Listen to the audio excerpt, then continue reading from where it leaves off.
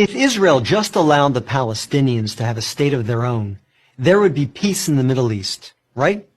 That's what you hear from UN ambassadors, European diplomats, and most college professors.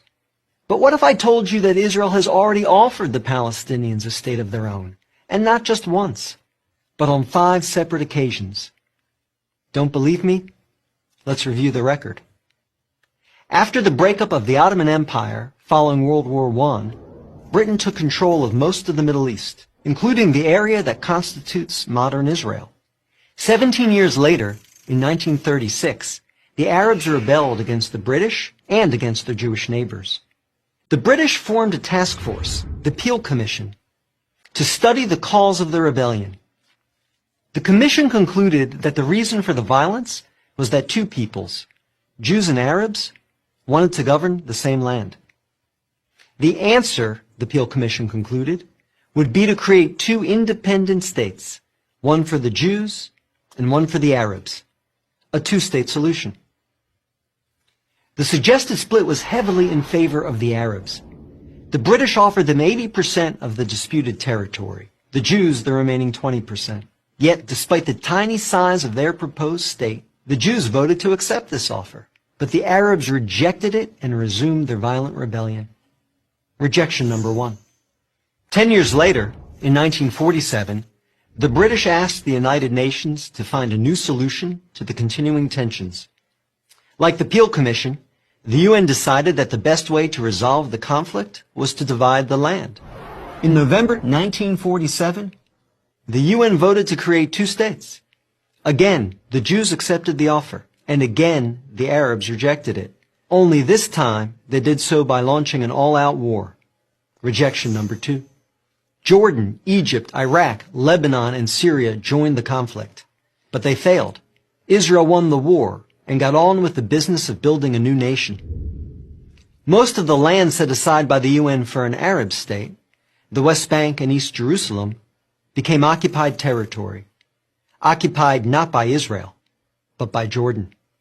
20 years later, in 1967, the Arabs, led this time by Egypt and joined by Syria and Jordan, once again sought to destroy the Jewish state. The 1967 conflict, known as the 6-Day War, ended in a stunning victory for Israel. Jerusalem and the West Bank, as well as the area known as the Gaza Strip, fell into Israel's hands. The government split over what to do with this new territory. Half wanted to return the West Bank to Jordan and Gaza to Egypt in exchange for peace.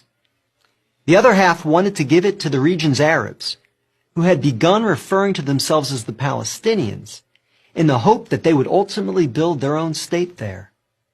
Neither initiative got very far. A few months later, the Arab League met in Sudan and issued its infamous 3 no's. No peace with Israel, no recognition of Israel, no negotiations with Israel. Again, a 2-state solution was dismissed by the Arabs, making this rejection number 3. In 2000, Israeli Prime Minister Ehud Barak met at Camp David with Palestinian Liberation Organization Chairman Yasser Arafat to conclude a new 2-state plan. Barak offered Arafat a Palestinian state in all of Gaza and 94% of the West Bank, with East Jerusalem as its capital. But the Palestinian leader rejected the offer. In the words of U.S. President Bill Clinton, Arafat was here 14 days and said no to everything. Instead, the Palestinians launched a bloody wave of suicide bombings that killed over 1,000 Israelis and maimed thousands more, on buses, in wedding halls, and in pizza parlors. Rejection number 4. In 2008, Israel tried yet again. Prime Minister Ehud Olmert went even further than Ehud Barak had, expanding the peace offer to include additional land to sweeten the deal. Like his predecessor, the new Palestinian leader, Mahmoud Abbas, turned the deal down. Rejection number 5. In between these last 2 Israeli offers, Israel unilaterally left Gaza, giving the Palestinians complete control there. Instead of developing this territory for the good of its citizens, the Palestinians turned Gaza into a terrorist base from which they have fired thousands of rockets into Israel. Each time Israel has agreed to a Palestinian state, the Palestinians have rejected the offer, often violently.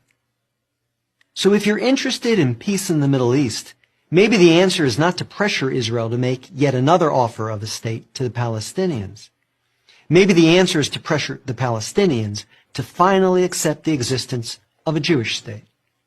I'm David Brog, Executive Director of the Maccabee Task Force for Prager University.